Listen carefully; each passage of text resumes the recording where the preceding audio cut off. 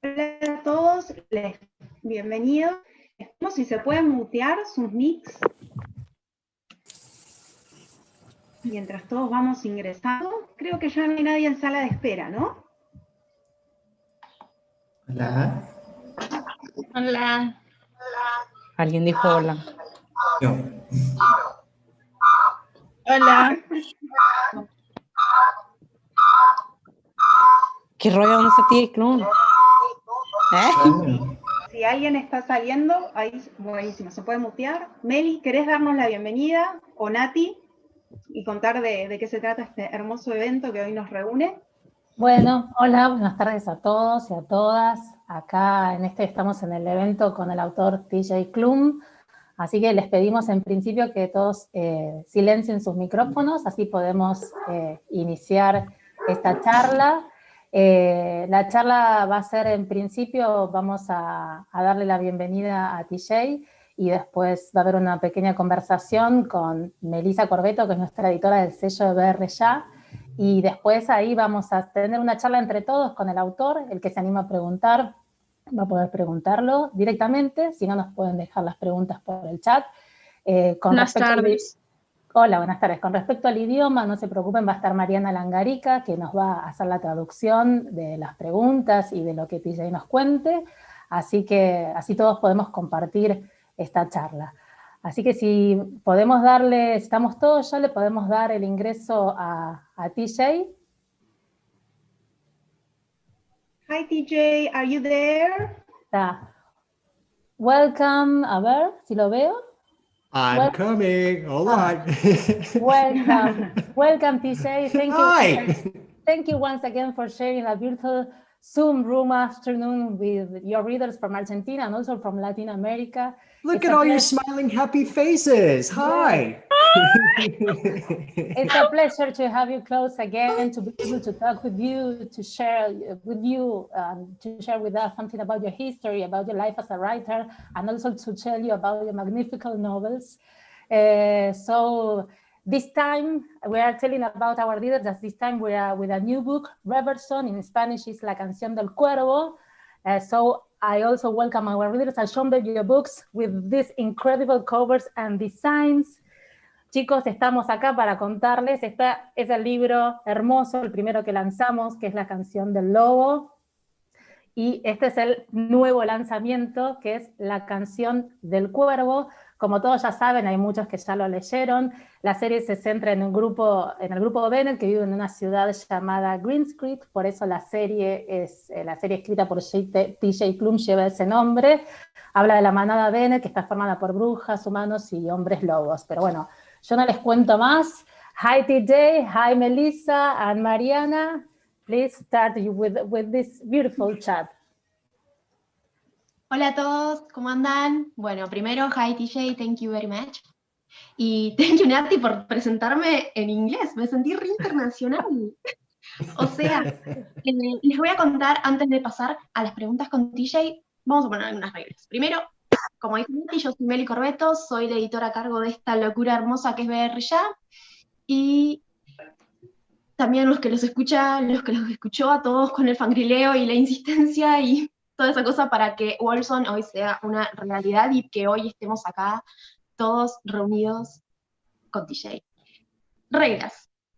Mantengamos los micrófonos silenciados porque si no se hace ese eco horrendo que sentís que estás en el medio de una distopía encerrado en una nave espacial en la que van a robarte los órganos. A mí me da esa sensación. Segundo, importantísimo, nada de spoilers. De Wilson son tolerables, imagino que si estamos acá es porque todos somos fans del libro, así que creo que todos sabemos lo que pasa en Wilson, pero Ravenson salió hace muy poquito, en inglés salió hace bastante, en español salió hace muy poquito, y quizás alguien no lo haya leído todavía, así que el que tire un spoiler de Ravenson no solamente se va del chat, sino que vamos a repartir su foto por todas las librerías de Latinoamérica y no van a poder comprar Hearthstone, ni los demás, ¿ok? Para hablar, ¿cómo va a ser este sistema? Vamos a empezar con algunas preguntas para romper el hielo, que yo les voy a decir en general, Nati se las traduce a TJ, y me estoy riendo de sus reacciones, disculpen. Mi idea de las librerías es buena, buscados internacionales por spoilear.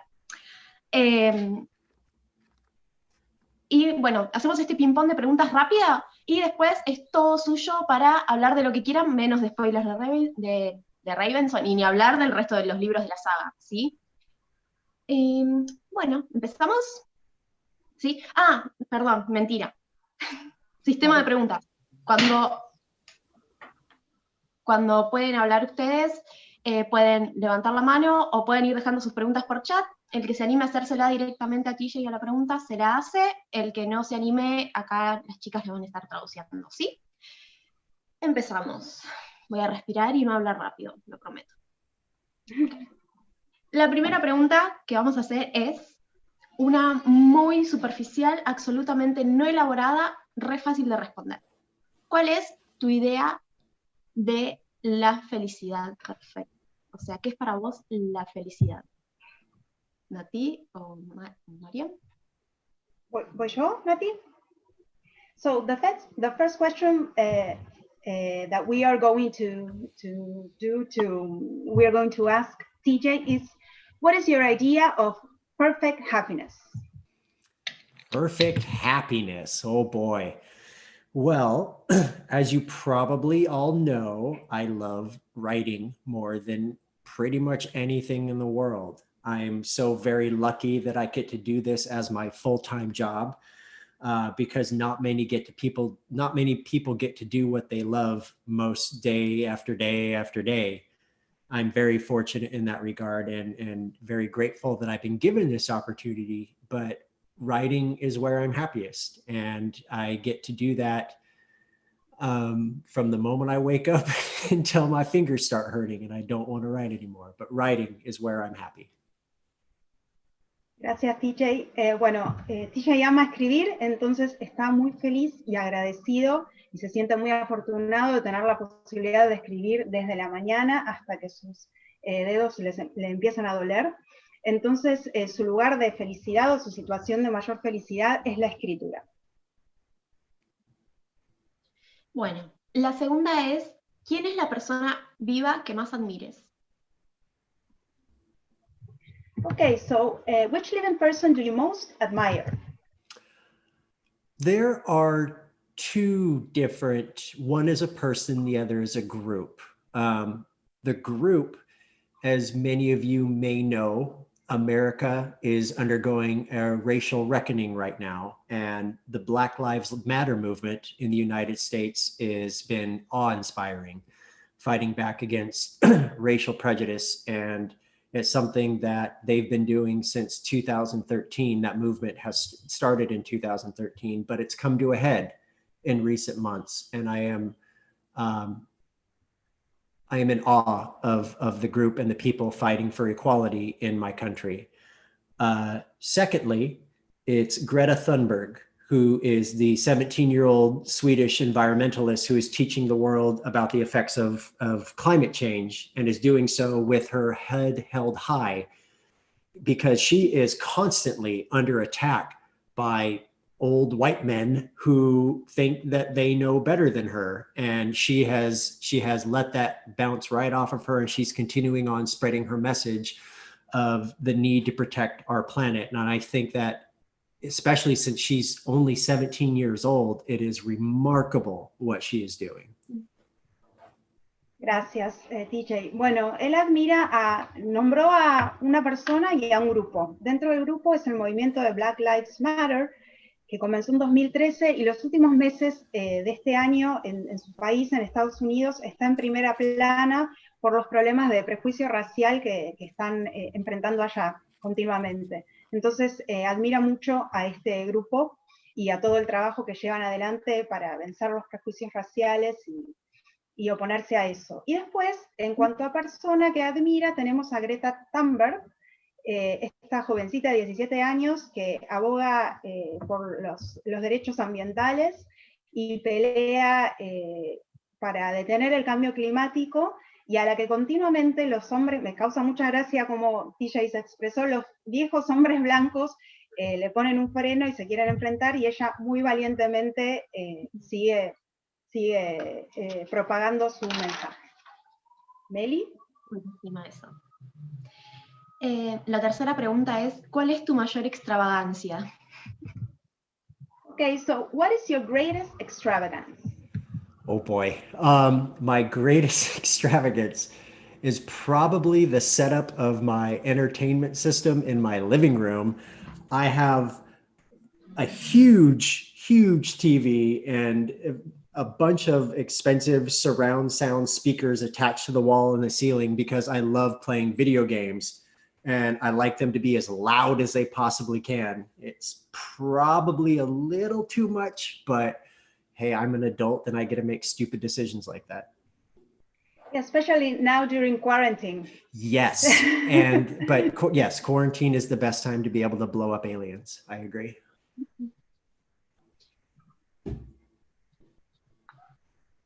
Ella nos dice que su mayor extravaganza es el sistema de entretenimiento que tiene instalado en su living, que incluye un gran video, un sistema de sonido que revienta las paredes y porque le gusta jugar mucho a videojuegos. Entonces que pasa muchas horas así y que sabe que es una cosa medio extravagante y que ahora especialmente en cuarentena es un buen momento para hacer explotar alienígenas. Perdón. ¿Cuál es tu posesión más preciada? So, which is your favorite, what is your most treasured possession? My pets. I have a dog named Hendrix and my cat is named Otter. And I've had my cat since she was a kitten about 13 years ago. And I've had my dog for 4 years now. And I love animals to begin with, but these are the first pets that I've ever had on my own. And my dog especially is my best friend. And I adore him to pieces. And he is laying right underneath me right now. And he needs a bath very badly. Sorry, Hendrix it's the dog and Yep. Otter, it's the cat. You got it. Okay, gracias, thank you. So, su posesión más preciada son sus mascotas, su perro que se llama Hendrix y que en este momento lo tiene a sus pies y dice que necesita un baño, y su gato que se llama Otter, que si no me equivoco y no recuerdo mal, se traduce como nutria, que son animalitos súper tiernos. A él le encantan los animales en general, pero estas son las primeras mascotas que tiene por su cuenta, entonces tiene un apego especial con ellos. ¿Meli? ¿Un talento que te gustaría tener? Which talent would you most like to have? I'd like to be able to sing. Trust me, if you have heard me sing, you would not be happy with me as a person. It's very, very bad. Either that, or I'd like to be able to draw, because I think it would be awesome to be able to write and illustrate my own graphic novel. Genial. Entonces los talentos que les gustaría tener sería cantar, en primer lugar, dice que si lo escucháramos cantar no nos caería bien como persona, y en segundo lugar dibujar porque le parecería muy interesante ilustrar sus propias novelas, como novelas gráficas. Eso sería genial. That would be great to have your own drawing. Yeah, it would. I would love to be able to do that. ¿Quiénes son tus autores favoritos de prosa? So what are your favorite prose authors? Stephen King is my favorite. Robert McCammon, Patricia Nell Warren, Jack Townsend, Tana French.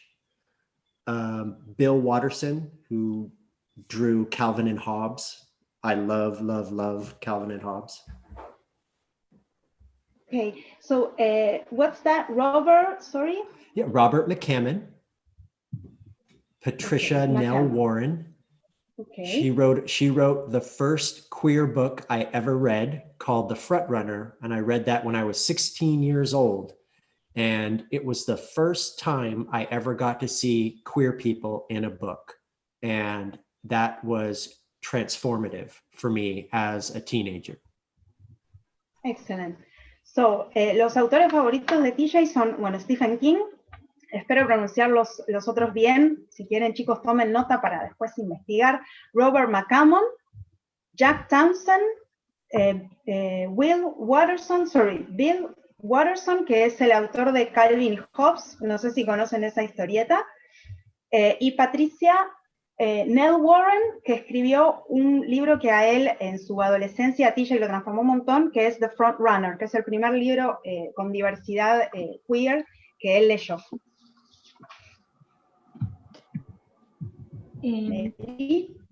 Sí, ¿quiénes son tus héroes en la ficción? So, who are your favorite heroes in fiction? That goes back to the author Jack Townsend. He's writing, I should say, a 4-book series called Tales from the Gas Station. 3 books of those are out, and there are 2 characters in those books called Jack and Jerry. And I adore those characters, specifically Jerry. Jerry is probably right now my favorite fictional character. They are a horror comedy series about a gas station that has monsters coming up around it in the town. I think they're only available in English, but if you can read them, I suggest doing so because they are some of my favorite books, and the 4th and final book is supposed to come out at some point next year. Okay, thank you. So, los protagonistas o los héroes de ficción en este momento de TJ son 2 personajes que escribió este autor que mencionó antes, Jack Townsend, de un libro que se llama, de una serie de libros que se llama Tales from the Gas Station, que podríamos traducir así como cuentos de la estación de servicio. Perdón, estación de servicio se dice en Argentina, tal vez en otros países, pero bueno, es donde se sirve la nafta y el gas. Y los personajes, estos Jack y Jerry, se enfrentan a monstruos que hay en esta estación de servicio, y es un libro que él recomienda mucho, que mezcla el horror, la comedia y ese tipo de narrativa. ¿Sigo yo? Sí. Sí. Ok, un libro juvenil que sea esencial para vos. Okay, TJ, so this is the last question from our questionnaire, and then we move on to the readers. What is your favorite book? No, sorry, there are 2 more questions. An essential YA book? For me, it is Hero by Perry Moore. It is a queer young adult book about superheroes. And the only reason my own young adult book about superheroes called The Extraordinaries that came out earlier this year, the only reason that book exists is because Mr. Moore paved the way with his own queer book back in 2007. It is at the time, it was revolutionary because we didn't have queer characters in comics or on the big screen, and we still don't really have that.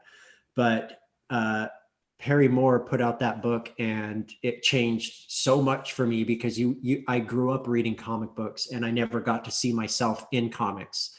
And so getting a full-length novel about queer superheroes was just life-changing, and it was wonderful. It was supposed to be a series, but unfortunately, Mr. Moore passed away before he could continue with the next books. And at one point, the great Stan Lee with Marvel had optioned the book to turn it into a movie. Imagine a queer superhero movie, front and center, a queer character. But after Mr. Moore passed away, unfortunately, the rights got held up in his estate, and it never happened.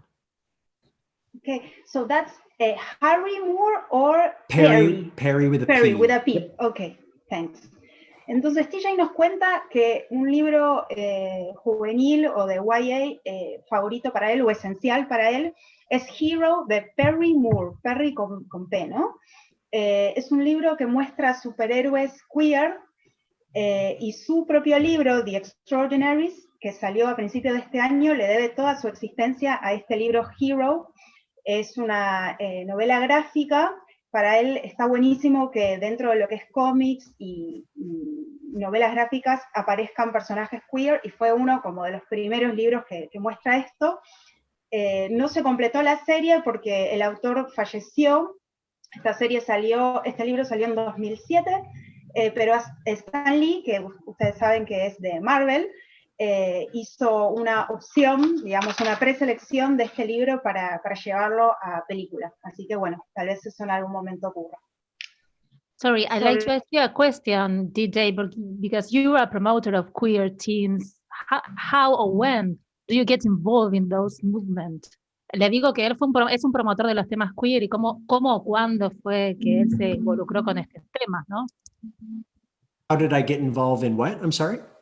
In all the movement queer and the themes queer. Well, okay. So I grew up in a state called Oregon, and in a very rural, poor area. I was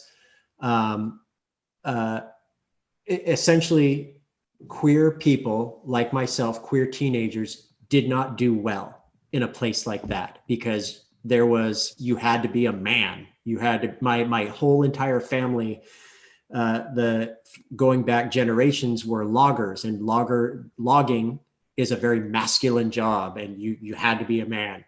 And it was ingrained into me that that's how I had to be. And as I got older, I started to realize how unfair that is, that that people try to mold children or teenagers after themselves instead of letting them be who they are. So it is very, very important to me that no matter who you are, that you be allowed to express yourself how you want, as long as it's legal and safe for you to do so. I understand that I can talk now because I have a privilege of living in a place where I can be who I want to be. And that might not always be the case for other people. But I am a huge proponent of wanting to make sure that queer kids have a space where they can feel safe and appreciated and loved and given time to figure out who they are. Because it's not always easy. When I knew I was queer at the age of 11 or 12, and I didn't know what that meant. And I was not in a position to be able to ask questions about that. And that wasn't fair to me. Granted, this was 20 years ago, but we live in 2020 now, but there are still millions of teenagers like I was who live in fear of expressing who they are, and they can't. And my sole purpose with my books, especially with books that are geared towards younger readers, is to show them that there is hope, and that there is a world out there that can accept you for who you are. And that's how it should be. It's not always going to be the case, but that's how it should be. Mm-hmm. Sorry, that was so much. No, it's okay. To translate. Nati, should I go? No, I can do it. TJ nació en Oregon. La pregunta de Nati, que creo que ya la transmitiste en español, era esto de cómo se involucró con la comunidad queer y la comunidad de diversidad. TJ nació en Oregon, en una comunidad rural, pobre, donde el mayor tipo de empleo es de leñadores. Creo que si no digo mal, dijo loggers, the ones that work with wood, right? Yep. It's a logger community. Cut down trees, yeah. Sí. Y bueno, en esas comunidades a las personas queer no les va muy bien porque los adultos intentan moldearlos a su imagen y semejanza y hasta llega a ser lugares que no son seguros para las personas. Entonces él se siente ahora un privilegiado por estar en otro ambiente y poder ser como es y hablar de lo que quiere hablar. Y su propósito con sus libros también es llevar esa esperanza a personas que tal vez están en situaciones como en las que él creció y hacerles saber que hay un mundo que sí te va a aceptar y que podés ser como quieras vos ser. So, Meli. Good job. Thank you. I think there was one more question from the BRYA questionnaire, Okay. but maybe then we can swiftly move on to the readers' questions that they have been leaving in the chat room. Yes, I see them popping up. Y'all have a lot of questions, and I'm ready for them. I'm ready. La última pregunta, pero después yo tengo una, o sea, quiero usar el privilegio de editora. La última pregunta del cuestionario es, ¿cuál era tu libro preferido cuando eras adolescente? Bien, ¿querés hacer la tuya también? Así se las transmitimos juntas y después ya Porque pasamos. la última es para hypearlos un poco a los del chat. Bueno, perdón. So, the last question of the BRYA questionnaire, your favorite book as a teenager? I have 4 that I'll list. It by Stephen King, which I probably should not have read when I was 13, 14 years old. It's not okay. Where the Red Fern Grows by Wilson Rawls, which is about dogs. And if you've read that book, you know that it's a punch in the gut, and I love it. I've already said Calvin and Hobbes by Bill Watterson. And my favorite book of all time is Boy's Life by Robert McCammon. I love, love, love that book, and I urge everyone to read it if you can. Okay, can you repeat the second one? Where the Red Fern Grows by the Red Fern, like the plant. Yep. By Wilson Rawls. Yeah. Wilson Rawls. Bueno, los libros favoritos de TJ cuando era adolescente son It, de Stephen King, que dice que no debería haber leído a los 13 años, no fue una gran idea. El segundo es Where the Red Fern Grows, que podríamos traducir algo así como donde crece el helecho, el fern es la planta, el helecho, por lo menos en Argentina se llama así, donde crece el helecho rojo, de Wilson Rawls. Después mencionó a Calvin y Hobbes, que es la historieta que ya habíamos mencionado, y Boy's Life, de Robert McCammon. All right, let's hit me with these questions. I'm ready to go. I'm ready to go. Okay. Maybe I'll even do like teasing stuff like this too, and be like, oh. Mira, justo creo que vamos a hacer algo. Mi última pregunta es una que sé, yo los conozco, sé que tienen el libro de la semana pasada las manos, pero no, es un estaco. Chicos, cierran los micrófonos. ¿Cuándo podemos esperar Hearthstone en español, aproximadamente? Okay, so Meli is using her editor privileges to ask you one more question. Okay. And that is, when can we expect Hearthstone in Spanish and Brother Song? So let's get this right out of the way. Okay. Heart Song and Brother Song are both coming next year. In 2021, you get 2 books next year to finish out the series. I won't say when, but both will be coming next year. Perfecto. Thank you, TJ. So, los 2 libros van a salir el año que viene. Todavía no se puede decir cuándo, qué fecha, pero sí van a salir el año que viene. ¿Quieren que pasemos a las preguntas? Javiera creo que había sido la primera en dejarlas, así que desmuteate y si querés preguntar la voz a TJ. Podés presentarte también. Sorry, I'm still processing the last dates. Like, yeah, and I just want to say too that is thanks to the hard work of the people that are hosting this. They are doing that, and they're doing amazing work to be able to get that out. So yes, you guys get both books next year, and that's because they're going to be the ones putting all that work together. So oh gosh, that's crazy. To give them a round of applause because they need it. Yeah. Okay, so I have 3 questions I want to ask you. You mentioned that you had a cat named Otter, and well, I have read most of your books by now, and I want to know, is this intentional? Like, was this after or before Vera Otter and the Kid? That was I've had that cat longer than that book. So when I got the cat, she was a kitten. She was feral and outside my apartment in the bushes and just yowling. So I brought her inside, and when I would feed her, she would lay on her back and have the food on her chest like an otter. So she would eat off her chest. And so I called her Otter. And then when I was writing the book, I figured I can do what I want. So I named a character after the cat. That's lovely. Ok, me meto, perdón Javiera, antes de seguir con la próxima pregunta, traduzco. La pregunta de Javiera tenía que ver con el personaje Otter y su gato Otter, a ver quién había sido anterior. Y él cuenta, TJ, que primero tuvo su gato Otter, que como dijimos se traduce como nutria. Era un gato salvaje que él rescató, y como es un gatito que come de su pecho, le puso Otter, como las nutrias que aparentemente comen así. Y después decidió ponerle a su personaje también Otter. Javiera, do you have a second question? Yes, I do. Sorry, I have 3. Okay. Sorry. My second question: were you laughing madly while writing Green Creek? Sorry.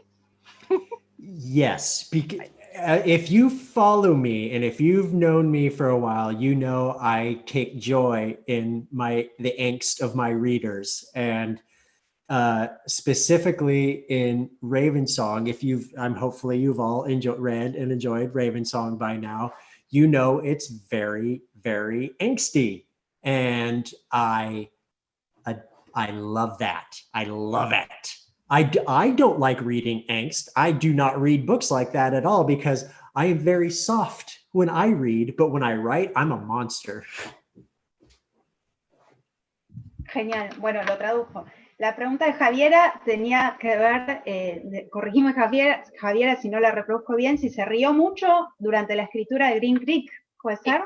Yes. De toda la saga.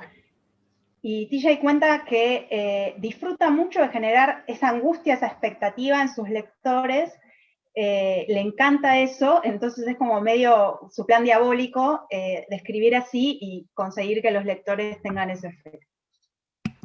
And one other thing, just to be a tease because I can, if you thought Ravensong was bad, wait until you get to Heartsong. Ok, dice que si pensaban que Ravensong no tenía suficiente angustia y expectativa, esperen a llegar a Heartsong y ahí van a ver. Javiera, ¿querés hacer la tercera pregunta? Yes, of course. Sorry. So, I was one of the lucky ones that received an arc of Brothersong. I will not say any spoilers, of course, but I want to know, did you know while writing Wolfson how it was going to end? No, not when I was writing Wolfsong, but when I was writing Ravensong, I knew. When I started writing Ravensong, I knew that there were going to be 3 more books. So I wanted to make sure that it was all cohesive. So I plotted out all 3 books from the beginning to the middle to the end. And the outline itself was probably 35,000 words that's half a novel right there.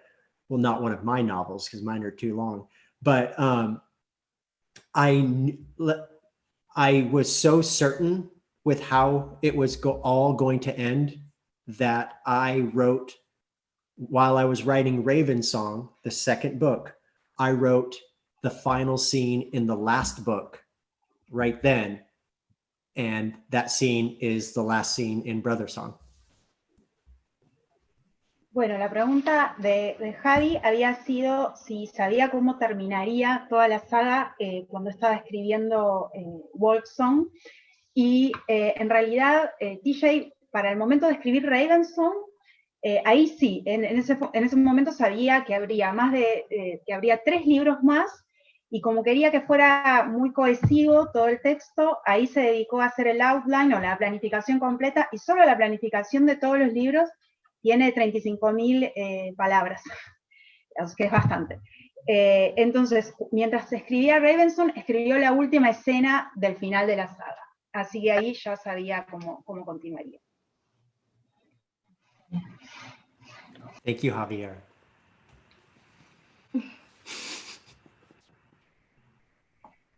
Meli, ¿Con quién ¿has seguimos? seleccionado alguna pregunta de las del chat? La segunda persona que tengo acá queriendo preguntar es The Book Hunter. I recognize that name. You do? I do. Yeah, you follow me on Instagram and stuff like that. Yeah. Oh no, I'm not gonna cry. No. Stop it. Okay, I have to say, I've been following you for a couple of years now. I'm so excited to be here. Like, I can, well, okay. I have only one question. Actually, well, I have a couple, but this is the first one, okay? I really think about what you say about like queer books and why they're so important, because I'm a gay guy myself. And it was so important to me when I found out, and when I read Wolfsong, when I found out that there was like this main character and it was a queer guy, which is bisexual. And there's a lot of queer people here. And it was so important to me. Like, I can see myself in these characters, and I can see that we queer people can be protagonists of our own stories. And it was so like, we're not secondary characters, or we're not like comic relief, and it's so important for me, Wolfsong, that in all your books, because I read almost all of them. So my question is, what is the advice that you will give to new aspiring queer authors? Like, because I'm a author too, I'm a writer. So what's the guide? What if you could like tell yourself, like when you were writing your first book, what would you tell to that person? That's the question. No, it's okay. I would say to write for yourself. Do not write for anyone else. Do not write what you think other people would want. You have to write your own story, because if you spend all your time worrying about what other people would like, you're never going to focus on what you like and the story you want to tell. Another thing that I believe in wholeheartedly is speaking truth to power. We need queer voices in this world. We need queer voices in music, in film and television and books. YA, young adult, is at the forefront of diversity. YA this is where we get to see queer characters. I also write adult fiction, and we don't get to see as much in adult fiction, and that's unfortunate. Because as much as we would love to stay young forever, we don't. We grow up and our tastes change. Always write the characters you want to write. Write them gay, write them bisexual, write them trans, write them non-binary, write them, there's a whole wide world out there. Write them with care, obviously, but write them and speak your truth, because there's only one of you, and you should be allowed to tell the story you want to tell. Thank you. Ok. Ahora, si querés, haces la otra. Vamos a traducir este pedacito. The Book Hunter, que tenés ese nombre, así que vamos a llamarte así. Me llamo Andrés. Hablaba de la importancia de los... Andrés.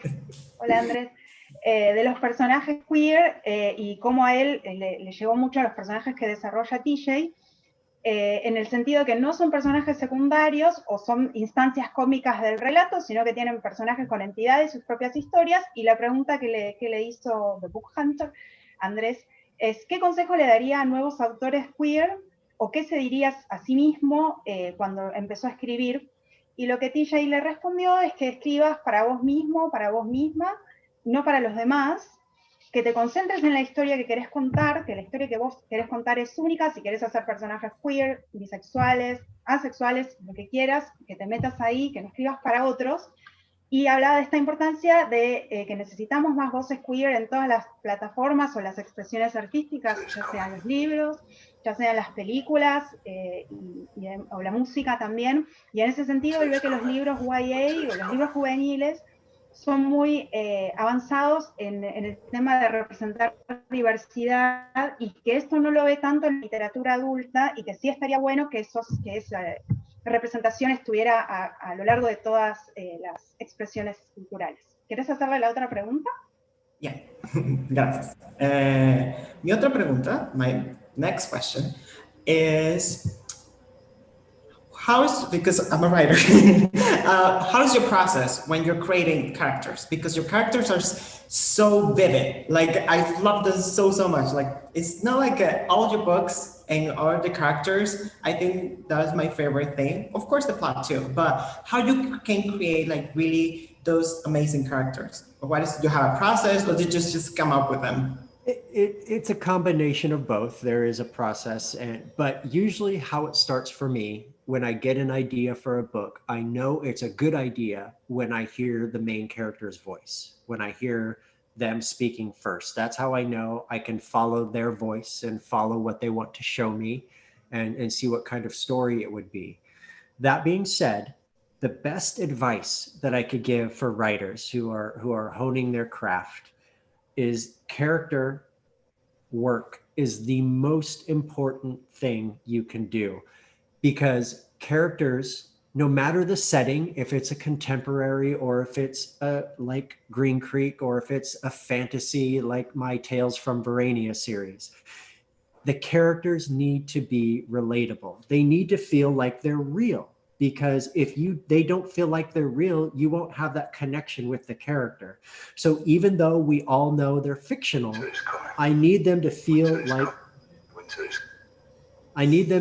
like that they could be real. And that's the most important thing for me, because let's take Wolfsong and Ravensong. They're not real. I know they're not, but they could be, and I want them to be, because they leap off the page, and that is how you know you're doing the right thing, is when you feel how dynamic they are. I always put characters first over plot, because plot for me can be easy. Characters are where I spend my most time, because even the smallest parts need to feel real. Genial. Bueno, The Book Hunter es, como dijimos, es escritor, está escribiendo, entonces su pregunta tenía que ver cuál es su proceso al momento de crear personajes, y TJ nos dice que cuando encuentra la voz de un personaje principal, ahí lo tiene que seguir, que su trabajo con el personaje es de lo más importante que hace. Para él necesitan sentirse reales estos personajes, si bien son ficcionales, necesitan tener entidad, sentirse verdaderos, o que podrían llegar a serlo, que salen de la página y que sean dinámicos. Entonces también nos cuenta que la trama es algo que a él personalmente como autor le resulta más sencillo, pero para él es muy importante desarrollar y trabajar bien con los personajes. Meli, chicas.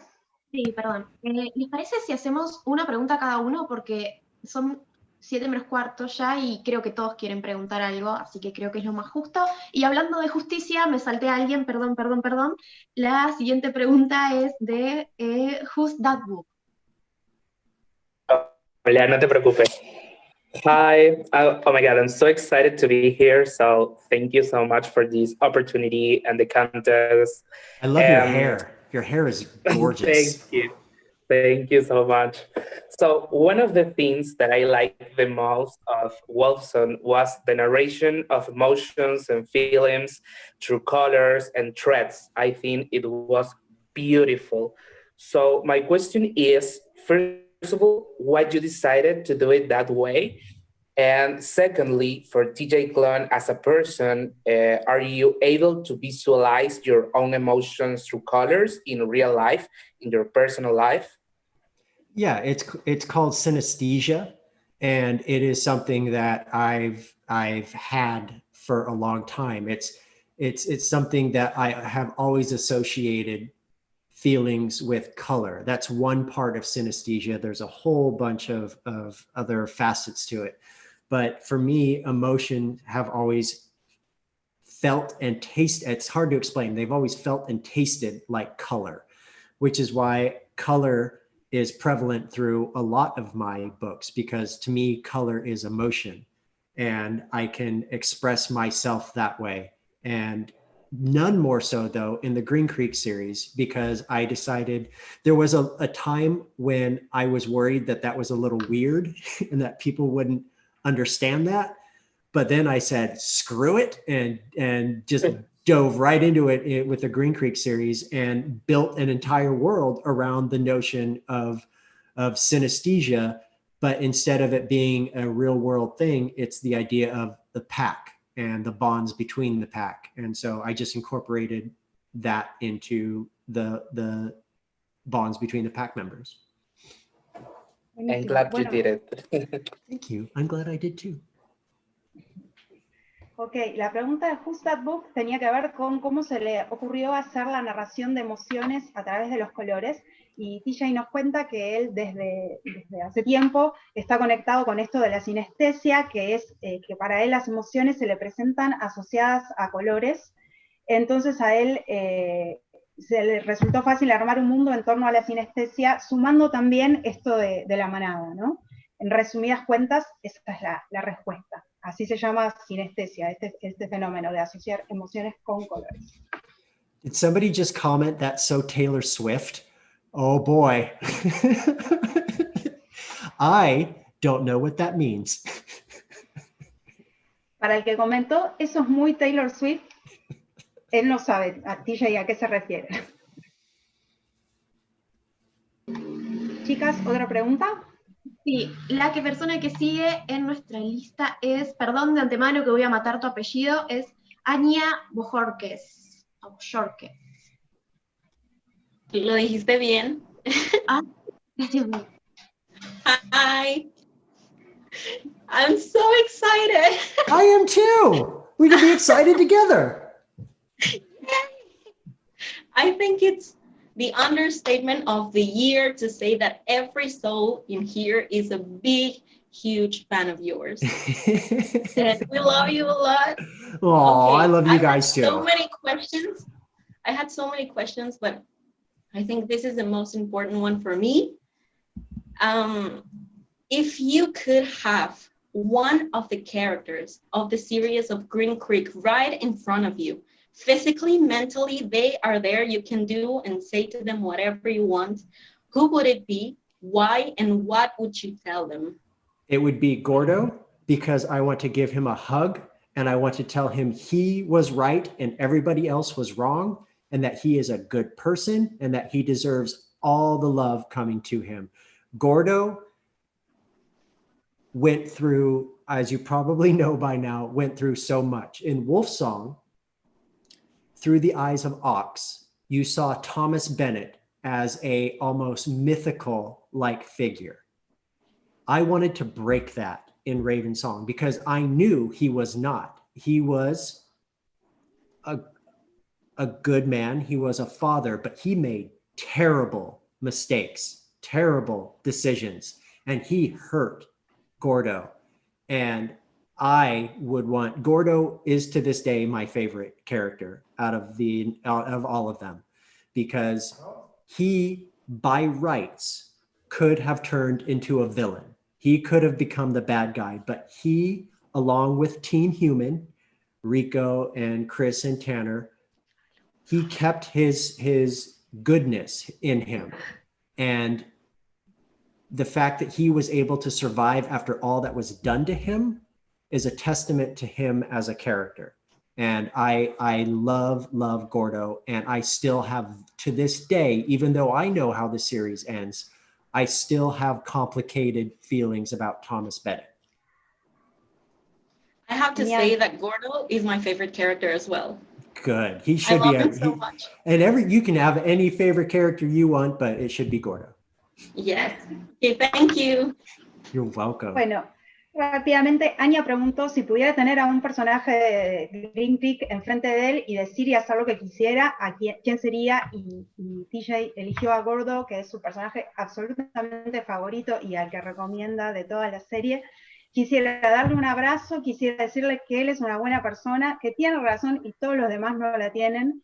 Y lo que él intentó en Ravenson fue deconstruir el personaje de Thomas Bennett, que en Wolfsong parecía a través de los ojos de Ox mítico y perfecto, pero en Ravenson se ve que toma estas decisiones malísimas y que lastima a Gordo, que podría haber sido un villano, pero gracias a Rico, a Chris y a Tanner mantuvo su bondad. Así que vamos, Meli, con la siguiente. I see those comments. I see that. I agree sometimes. Primero creo que todos queremos abrazar a Gordo. Vamos a hacer así, digo las 3 personas que siguen, así ya están preparados. ¿Quieren y fluye mejor? Las 3 personas que siguen después son Sofía Caballero, Nicolás Irulnik y Italia Bello, o Velo. Así que empezamos por Sofía. Hi, my name is Sophia. I'm a big fan of your book. It's a pleasure to meet you. It's a pleasure to meet you too. I want to cry. No, don't cry. Then I'll cry and you'll make my makeup run and it's not good. I can believe that is happening. Well, my question is, what was the biggest challenge when writing the Green Greg saga? Ravensong was the biggest challenge because when Wolfsong came out, a lot of people read it. I was very fortunate that a lot of people read it. And so when I started writing Ravensong, I tried too hard to make it sound like Wolfsong. And I'm a very fast writer, and it usually would take me maybe 3-4 months to write a book like Ravensong or Heartsong or Brother Song. It took me 3 months to get like maybe a fifth of the way, maybe like 20,000 words. And it was because I was trying too hard. So I had to stop and step back and kick my own ass and then say, you got to do this right by the character of Gordo. Gordo is not Ox. He is angry and he has every right to be angry, and you need to focus on that anger. So I restarted essentially. The book that followed, the one that you read, was so much better than it was when I first started. But I didn't take my own advice. I didn't listen to the character at first. And then I actually listened to the character afterwards and was able to write him with the care and attention that he so deserves. I love Gordo so much. Me too. And Gordo and Ox, this is my favorite chapter. I love. Oh, if you love their relationship, I got to tell you, you've got some good times ahead in the next 2 books. Yeah. Thank you. Thank you. Gracias, Sofía. Bueno, Sofía preguntó cuál fue su mayor desafío en la escritura de Green Creek, y el mayor desafío fue la escritura de Ravensong, porque Wolfsong tuvo muchísimos lectores, y entonces al momento de escribir Ravensong, TJ trató de hacerla como Wolfsong, y le llevó lo que normalmente le lleva escribir un libro completo, le llevó solo escribir 1/5 de Ravensong, hasta que se dio cuenta que estaba intentando por un camino que por ahí no era el más acertado, y que Gordo no es Ox, sino que está enojado, y tiene derecho a estar enojado. Ahí volvió a comenzar, y empezó a escuchar el personaje, y pudo resolver Ravensong. ¿Quién más continuaba? Respect Mark. I see that. Yes, respect Mark too. I agree. They are a power couple. Nico, ¿seguías vos, Nico Ciruli? Sí, hola, ¿se escucha? Sí. Hi, I love you. Oh, I love you too. Thank you. Voy a hacer mi pregunta en español. Estoy como muy nervioso para hablar en inglés. Tranqui, no sé si... lo traducimos, no te preocupes. Yo le quería preguntar, ¿qué libro de él recomendaría para alguien que solo leyó Wolfsong y Ravensong? si alguien lo quiere conocer a él como escritor. So, Nicolas would like to know which of your other books would you recommend to a reader that has only read Wolfson and Ravenson? Well, if you want to be destroyed emotionally, read Into This River I Drown, and that will, you will probably never be all right again for at least a few months. Olive Juice, I saw that comment. Yes, Olive Juice. If you don't want to be all right again, read Olive Juice. If you want to be happy, if you want to have a happy moment, 2 books come to mind. One is this one, which just came out this year. This is a happy book, and this book will feel like you're being hugged. And that is what I think we need in 2020 right now. If you want to be happy, but also feel like you're going out of your mind, read The Lightning Struck Heart. But my favorite book that I've written that I still love to this day is How to Be a Normal Person. And that book is my happy place because I was going through a very difficult time before I was writing that book, and that book brought me out of that, and it helped me a lot. And I never forgot what I learned from writing that book. Just read any of my books, it's fine. Thank you. Bueno, Thank you for the question.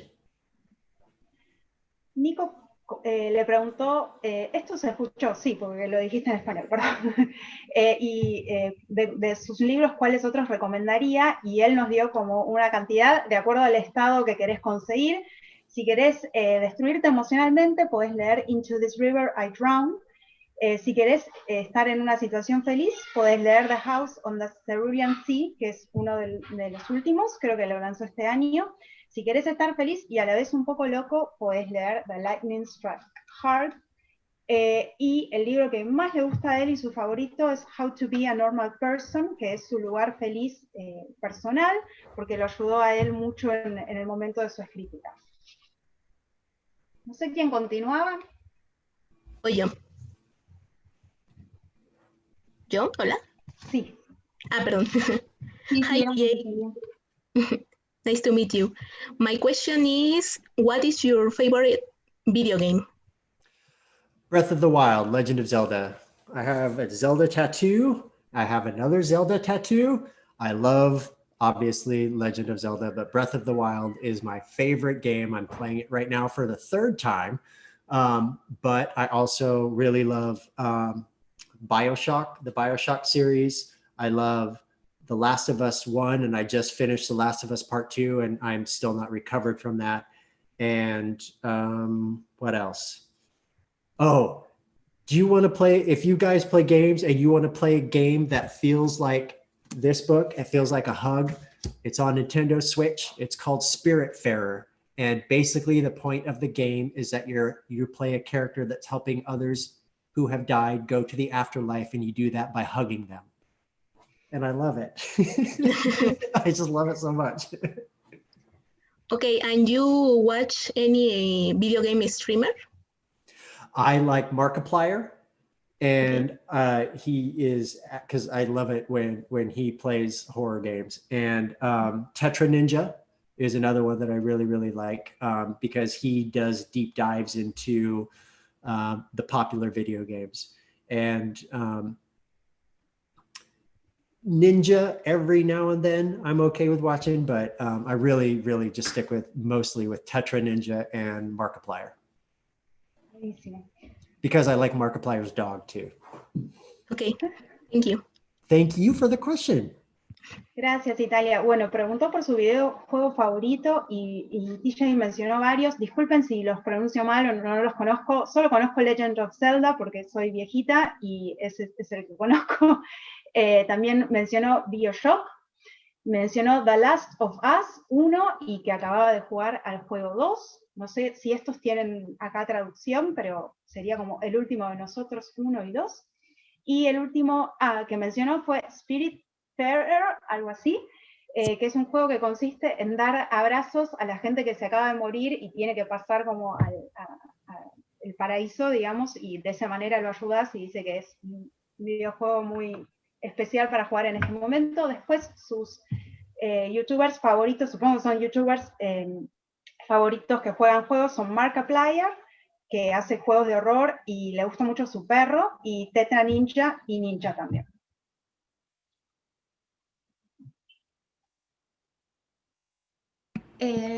Las siguientes personas que siguen, estamos un poco en conflicto porque son nombres nada más, así que espero que no haya más gente con este nombre, si no, acá se va a armar un juego del hambre. Aramis, Alex y Julia. ¿Empiezo? Hola. Hi, TJ. Mi pregunta en español es si fue difícil dejar de escribir desde la perspectiva de Ox y desde su piel para darle lugar a otros personajes. Si fue difícil, entre comillas, dejar a Ox. Buenísimo. Gracias, Aramis. So Aramis would like to know if it was difficult for you to leave behind Ox's perspective and start writing from another character's point of view or perspective. Yes, it is, because honestly, I could have made the entire series about Ox, and he's, as he gets called, he's essentially a werewolf Jesus. And I could have written the entire series about him. And there's something so, especially in Wolfsong, you see his growth as a character, because he starts as a child in the beginning who grows to be this important, impressively strong man as he gets older. And I would have loved to continue the writing him, but I never do things easy. So I decided to say, well, screw that and go on to the next, and moved on from that. But the important thing for me was to never leave anyone behind, even if I've moved on to a new narrator. So while I'm not writing Ox from his perspective, his presence is absolutely felt through the rest of the series, even when he's not in a scene, because he is, I'll say this carefully, he is the most important character in terms of the narrative. And I won't explain why. You'll have to find out for yourself next year. Thank you for the question. Thank you. Bueno, lo que contesta TJ es que sí, fue un poco difícil porque él fácilmente podría haber hecho toda la serie sobre Ox, que es como este Mesías, el Werewolf Jesus, pero, y de hecho en el primer libro se ve su crecimiento como personaje, pero a él nunca le gusta hacer las cosas más fáciles. Sin embargo, no quería dejar a nadie atrás, entonces, si bien ya no se aborda la narrativa desde la perspectiva de Ox, su presencia se siente en el resto de los libros también, y es el personaje más importante a nivel narrativo, y eso lo vamos a ver en los libros que siguen. Ahora seguía Alex. Hi, hi TJ. First, I want to say that I love you and thank you for writing my favorite book, Wolfsong and Brothers, and that is my favorite book, Brothers, and that it's my favorite book of the year. And I want to ask that, what is your favorite smell? Like the candy canes and pine cones and it became awesome, and Dear the Leaves and Rain. What smell is your favorite? Out of those two? No. Overall? Yes. Okay. I am a snob when it comes to tea. I love tea. And actually, I wrote an entire book around tea that comes out next year called Under the Whispering Door. But I love, love, love the smell of tea leaves. I am pretty much a 90-year-old woman with my tea kettle and my tea set and my teapot. And it is made of ceramic and it has little flowers around the edge of it. And I bought it at a rummage sale, like a garage sale, because I found it and I was like, oh, I can't wait to be an old lady. So that's why, but I love the smell of tea. And I don't know why. It's just something that I've always grown up loving. Thank you. Thank you for the question. Ok. Alex, vos le habías preguntado cuál era su cosa favorita en general, digamos, ¿no? ¿Algo así? Sí. Y él cuenta que le encanta el té y que es un snob cuando se refiere al té. De hecho, su próximo libro en inglés, Under the Whispering Door, va a tratar sobre el té. Y dice que es como una muchacha de 9 años con respecto al té, tiene su tetera, que la compró en una venta de garage, así que es como muy fan del té y le encanta. Gracias, Alex. Ahora seguimos con Julia. Yes, hi. Hi. Thank you so much for your time and Of course. everything. I love you so much. I love you too. So my question is, Wolfsong is very popular and it's growing his popularity Good. just fine. So are we going to have a film adaptation anytime, like ever? Okay, do not make assumptions with what I'm about to say next. I can't talk about it right now. No, you you will get me in trouble for that. But let me just say that keep your fingers crossed. And who knows what could happen. But you all are going to get me in trouble. You all are going to get me in trouble. I have no regrets. No regrets. Well, I have many regrets right now. But I told my agent that after they did the work for House in the Cerulean Sea and The Extraordinaries, that the next thing I wanted to do was push for Green Creek. Not a film. It needs to be a 6-season TV show. It needs to basically incorporate timelines so you can do flashbacks for Ravensong while you're still telling the story of Wolfsong. And I mean, I do 6 seasons, do 10 episodes a season, and you'll have 60 episodes to tell the entire series. And I know I can make that work. I even took online classes to figure out how to write scripts so I can try to write a script for like a first episode if they ever want me to. But I'll just say, keep your fingers crossed. I'm going to, and Okay, don't good. worry, we'll keep the secret the best. No, I'm sure it won't be like. Thank you so much. Bueno, gracias, Julia. Creo que todos entendieron esa respuesta. La pregunta de ella había sido si va a haber una película o una serie de Wolfsong y de toda la saga. La verdad es que no puede hablar de eso ahora. Crucemos los dedos. Es una buena señal. Lo único que sí él aclaró es que a su agente le pidió que sea un TV show con varias temporadas y no una única película, porque así le haría más justicia a la serie. Así que the one thing I want to add to that is Marian Melly. Right now the pandemic has thrown everything into disarray. So everything is, I don't want to say on pause, but any project that gets announced, whatever books that get optioned to be made into films or get to be made into movies won't happen for a long time because unfortunately we're not really filming anything at the moment. And I'm kind of worried we're going to run out of new television. Ok, TJ nos dice que libros que habían sido preseleccionados por todo el tema de la pandemia para hacer series o películas, ahora vienen todos en pausa, entonces, bueno, esa situación también afecta. ¿Meli? Bueno, chicos, les tengo una mala noticia. No fue de caso, no, mentira. Tengo una mala noticia y es que nos pasamos 10 minutos de la hora ya, así que voy al azar a elegir a uno de todos ustedes, de los que no tuvieron oportunidad, para que hagan una última pregunta, ¿sí? A ver, déjenme hacer así. Jocelyn Garfias Oropesa, ¿te animás? ¿Última? Sí, aquí.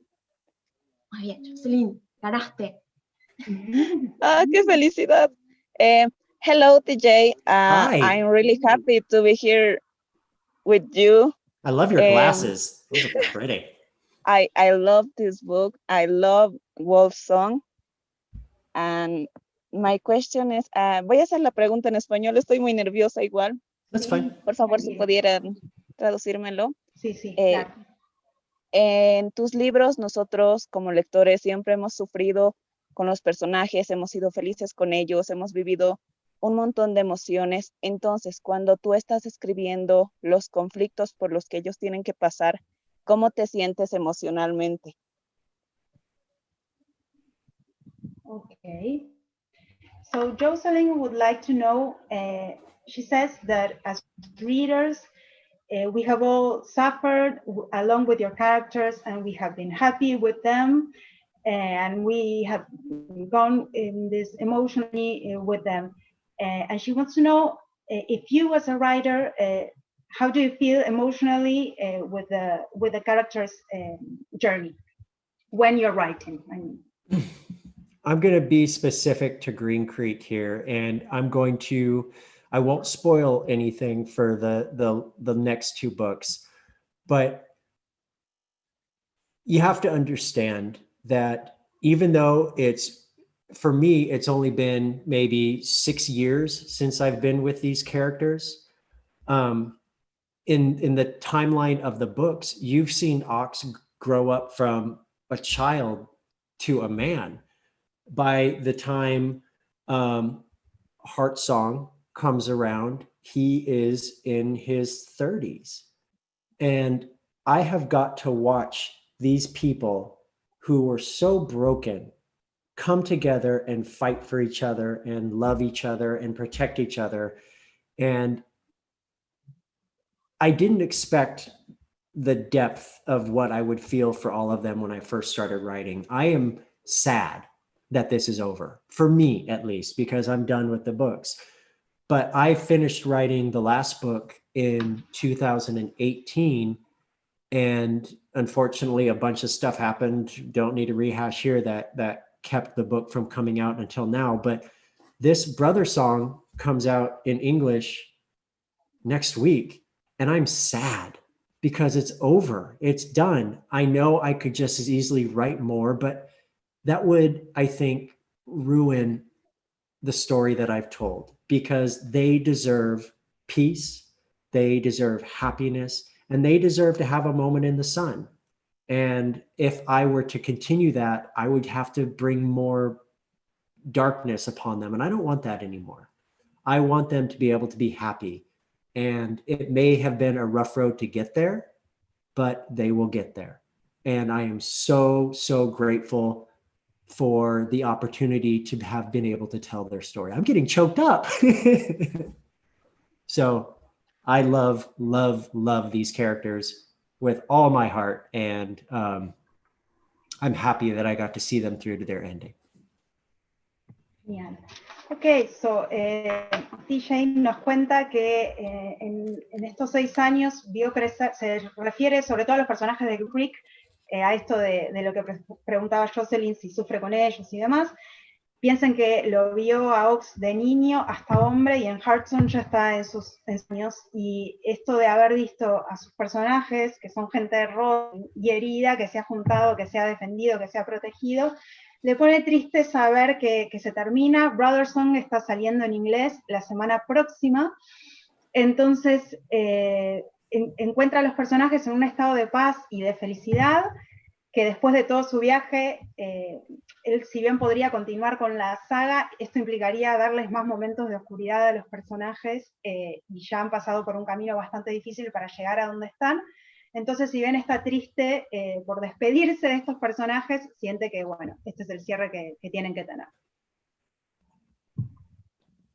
Bueno, chicos, lamentablemente nos tenemos que despedir. Gracias a todos por estar ahí. Thank you, TJ. It was a pleasure. I just want to say one more thing, if I can. Yes. Thank you to each and every single one of you watching here and watching on YouTube, or who may watch this later. It's because of you that I get to do this. And I am so grateful so grateful that you have given me the opportunity to do what I love most. And it is because of you that I get to do this. And thank you so much for supporting my work. Thank you for your patience. I know it's been a difficult road to get here, and felt like it's taken forever, but I appreciate each and every one of you and everyone that has talked about these books and shoved them in other people's faces and said, read this. And it's been, yes, I saw you, Book Hunter. And this is, I'm living my best life. And it's because of all of you that I get to do this. So thank you. And thank you to VR for allowing me to bring these stories to you, because we need queer books in every language we can get them into, because queer stories matter. They do. If you are a queer person, you matter. If you're not, you matter. But queer stories matter. Thank you. TJ, thank you very much for being close once again, for giving us your message of love, for teaching us in this talk that we are all equal and that we all have same rights and freedom to choose who we want to be without being judged for that, and that we should all be loved as we are. Thank you very much. We love our hearts in name of VR editors, in name of all the readers in Latin America. You are a great author. This book is amazing. La canción del lobo, la canción de Encuentro. Léanlo, y los libros que están por venir. Un aplauso para él, y te agradecemos. Un aplauso a los chicos para él. We are really thankful for you for being with us once again.